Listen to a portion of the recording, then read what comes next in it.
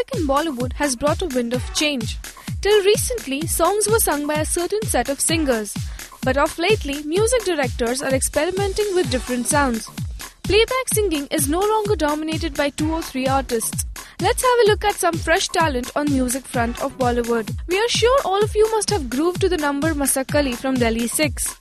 The powerful voice belongs to Mohit Chauhan. He was earlier a member of brand Silk Route but couldn't achieve the desired success. He then resurfaced with popular songs like Khoo Chala from Rang De Basanti and Tumse Hi from Jab We Met. Dominic Cerejo shot to fame with Dhoom again, and since then there is no stopping for this lady. She sang the breezy song Ye Tumhari Meri Baatein from Rock On and the foot-tapping number You Get Me Rocking and Reeling from Billu. With Dev D, Amit Trivedi hit the jackpot. The music of Dev D is considered as the bap of unconventional compositions. Emotional Atyachar became the new anthem for the youth. He composed music for movies like Uran, Aisha and No One Killed Jessica. The sensuous voice behind chartbuster Mar Jawa from Fashion is of Shruti Pathak.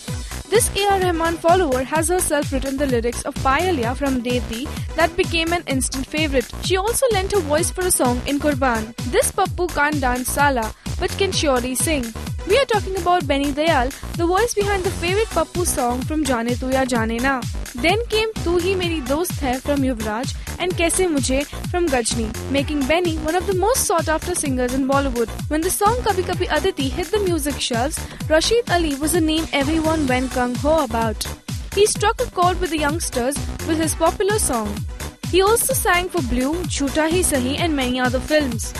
Along with these singers, there are many new singers who steal people's hearts with their soothing voices.